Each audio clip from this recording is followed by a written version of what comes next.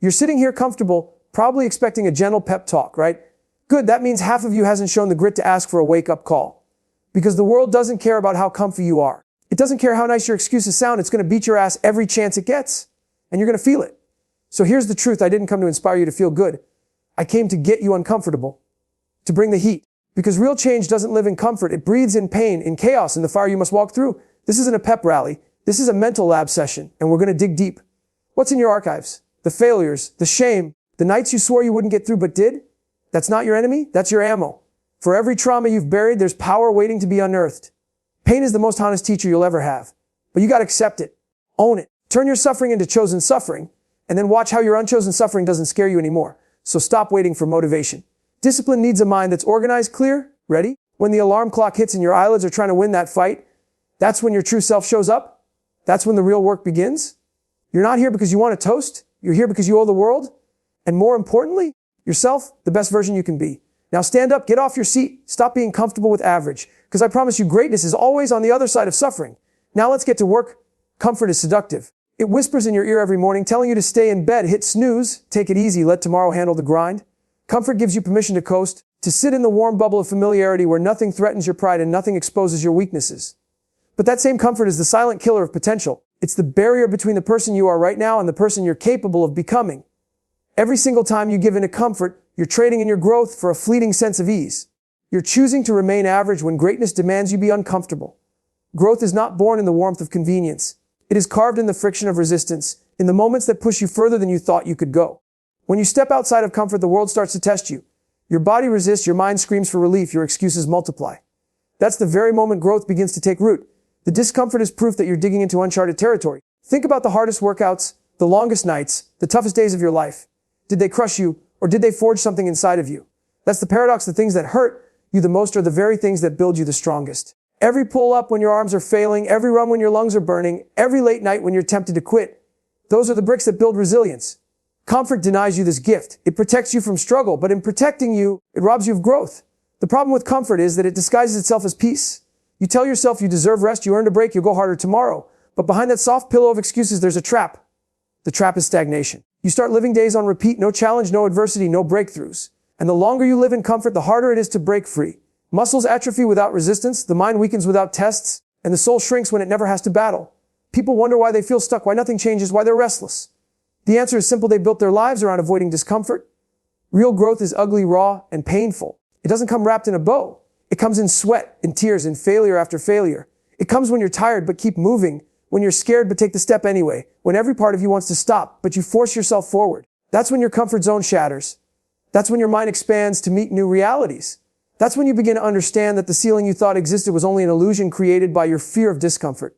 You have to rewire your relationship with pain and struggle. Instead of avoiding discomfort, start chasing it.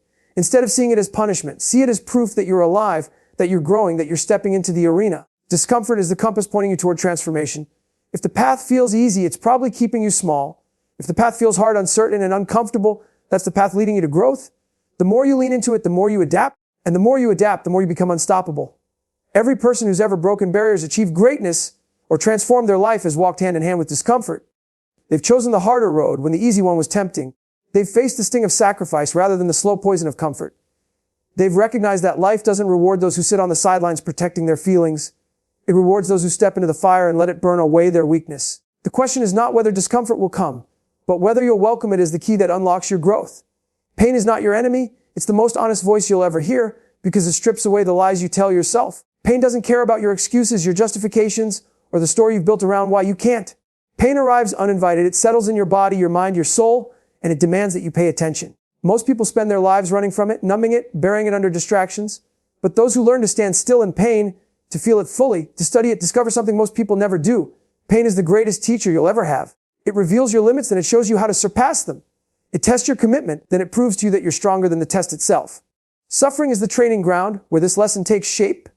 When you willingly step into suffering, you begin to take control of the process.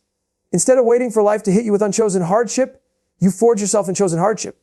That's the difference between being a victim of life's blows and being a warrior prepared for battle. Every day you choose suffering, you're building armor.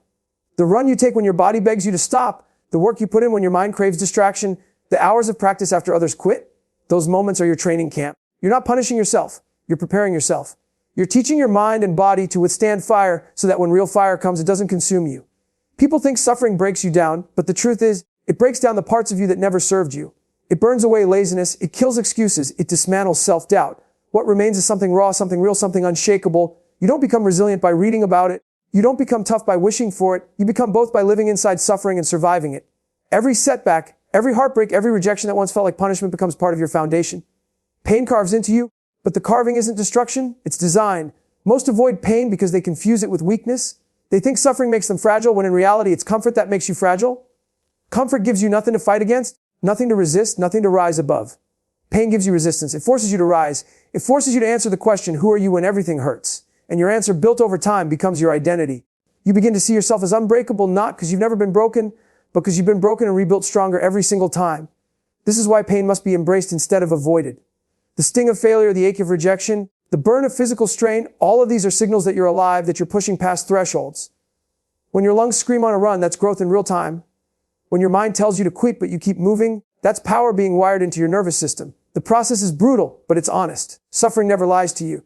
It will tell you exactly where you stand, exactly how much more you can take, exactly what's still inside you that you haven't tapped yet. And here's the paradox: the more you lean into suffering, the less it controls you. When you stop fearing pain, you stop being held hostage by it. When you willingly choose the difficult path, life's unchosen difficulties no longer break you. They meet a version of you that's already been through the fire. That's the transformation suffering gives you. It turns pain from a source of fear to a source of fuel. It shifts your relationship with struggle from avoidance to mastery.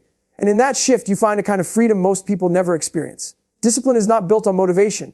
Motivation is fleeting. It comes and goes like the weather, shifting with your mood, your circumstances, the opinions of others. Discipline is forged when your mind becomes organized, when it stops entertaining the chaos of excuses and distractions. An unorganized mind will sabotage you before you even begin. It will scatter your energy across trivial tasks. It will convince you that tomorrow is better than today. It will flood you with reasons to stop when the work gets hard.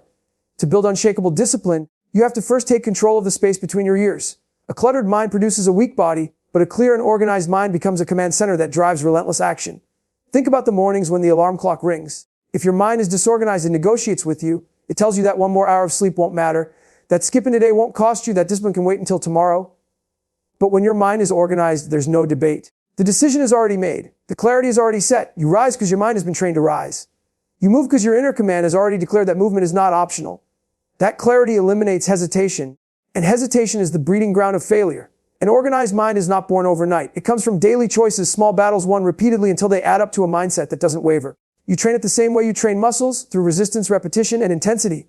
Every time you silence an excuse, you strengthen mental order. Every time you stick to your plan despite temptation, you reinforce structure. Every time you refuse to let your emotions dictate your effort, you wire discipline deeper into your mind. Over time, this training creates a mental system that runs on clarity and execution, not on fleeting feelings. The enemy of discipline is distraction. The world is designed to steal your focus, to pull your attention in 1,000 directions, to drown you in noise so that you forget your mission. And an organized mind falls prey to this instantly. But when your mind is structured, distractions lose their power. You see them for what they are, tools meant to weaken you, designed to keep you average. Discipline thrives when your focus is sharp, when you learn to shut the door on everything that doesn't serve your growth. This is why routines and rituals matter. They aren't about rigidity, they're about creating order in your mind so that when life gets chaotic, your foundation remains unshaken. Clarity in the mind produces clarity in action. When you know exactly who you are, what you stand for, and what you must do, discipline stops feeling like a burden and starts becoming your identity. It becomes natural to execute because you've removed the mental clutter that used to hold you back. You no longer waste energy debating with yourself. You no longer get paralyzed by indecision. You no longer rely on spurts of motivation. You simply do what must be done because your mind is aligned with your mission. Discipline requires order because life will always throw disorder at you. The storms will come, fatigue, setbacks, unexpected obstacles. If your mind is chaotic, when those storms hit, you'll collapse under the weight of them. But if your mind is organized, you remain steady. You navigate through the storm because your clarity acts as a compass. You don't need perfect conditions to move forward because your discipline doesn't rely on conditions. It relies on the structure you've built inside your own head. When you look at the most relentless people in the world, the ones who keep pushing when everyone else stops, you'll notice one thing: they've mastered their minds. They've stripped away clutter. They've trained themselves to focus. They've built internal order so strong that nothing external can derail them. Their discipline isn't an act, it's who they are. And it all begins with organizing the battlefield of the mind, because that is where discipline either crumbles or becomes unbreakable. Your past failures and trauma are not weights meant to chain you down. They are fuel waiting to be ignited. Most people bury their past, lock it away in a mental closet, and pretend it doesn't exist. They run from their mistakes, cover up their scars, and hide from the shame that comes with failure. But the truth is, Those very scars carry the energy that can launch you forward if you're willing to face them. The archives of your life, every rejection, every heartbreak, every time you were told you weren't enough, hold lessons that no book, no teacher, no motivational quote can ever give you. They are uniquely yours, written into your story, carved into your soul. And if you access them instead of avoiding them, they become the most powerful resource you have. Failure has a way of showing you who you really are. It exposes weaknesses that success keeps hidden. When everything goes right, you don't learn much about yourself. You celebrate, you enjoy, you ride the high.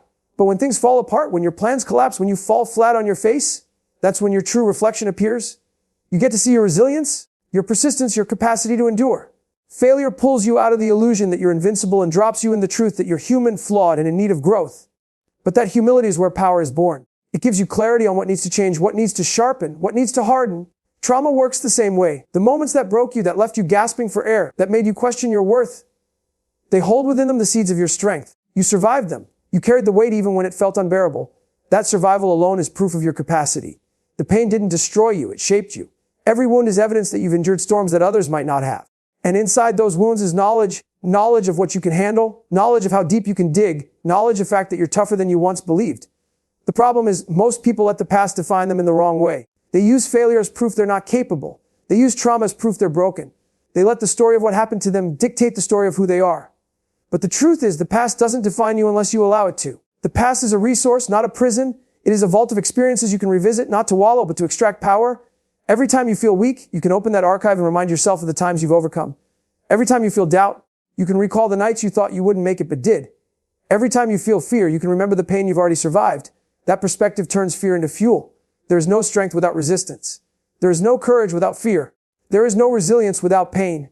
Your past gave you all three if you choose to see it. Instead of hiding from it, confront it. Instead of numbing it, study it. Instead of resenting it, thank it for shaping you into someone capable of standing in the fire. Use it as training footage in your mental lab. Replay the failures not to punish yourself, but to learn. Replay the trauma not to relive it, but to remind yourself you're still here. That mental archive becomes your ammunition. It turns doubt into evidence. It turns weakness into history. It turns your scars into armor. The past will always be there, but whether it weighs you down or lifts you up is your choice. If you keep it buried, it will haunt you in silence. If you dig it up and own it, it will empower you loudly. Your failures and trauma don't disqualify you from greatness. They qualify you for it. They're proof that you've been tested, proof that you've endured, proof that you're still standing. And standing with that kind of history behind you gives you an edge that no easy path can ever provide. You owe it to yourself to push beyond average into greatness. Most people settle for average because it is safe, because it doesn't ask for sacrifice, because it doesn't demand the relentless discipline that greatness requires. Average gives you just enough to survive, just enough to blend in, just enough to avoid criticism. But deep down, every person knows that average feels empty. It feels hollow because it goes against the potential buried inside you. Greatness is not reserved for the chosen few. It is available to anyone who is willing to pay the price. The question is not whether you're capable. The question is whether you're willing to push through the discomfort, the failures, the fear, and the endless grind required to rise above mediocrity. Greatness demands a standard that average will never reach. Average allows you to stop when you're tired, but greatness requires that you keep going even when your body and mind beg you to quit. Average accepts excuses. Greatness doesn't even entertain them. Average is crowded. It is filled with people who wanted the reward but not the suffering. Greatness is lonely because very few are willing to endure the pain, the isolation, the endless repetition it takes to earn it. And that's why greatness is so rare. It is hidden behind walls of struggle, and only those with the courage to climb those walls ever see what's on the other side. Pushing beyond average means holding yourself accountable when no one is watching. It means doing the work not for applause, not for recognition, but because you refuse to live with the regret of wasted potential. The world is full of people who once had fire in their eyes but let it die because average was easier. They chose comfort over challenge, safety over risk, the known over the unknown. And now they live with a quiet frustration, haunted by the question of what could have been if they had gone all in. You cannot let that be your story. If you know you're capable of more, then anything less is betrayal. The pursuit of greatness doesn't come with guarantees. You might fail, you might fall short, you might spend years working and still not see the results you hope for. But the act of pursuing it, the act of demanding more from yourself than average ever would, transforms you in ways no outcome can. The process builds character, the process builds resilience, the process builds a mindset that cannot be bought, borrowed, or gifted. You don't stumble into greatness, you build it brick by brick through consistency, effort, and sacrifice. Every time you choose discipline over laziness, you are choosing greatness. Every time you choose courage over fear, you are choosing greatness.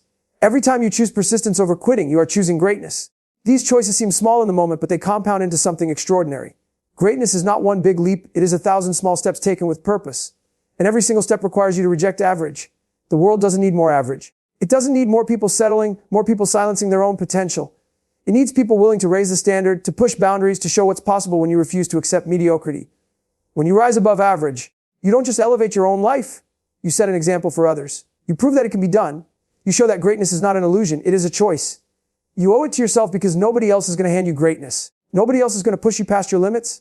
Nobody else is going to fight your battles. It's on you.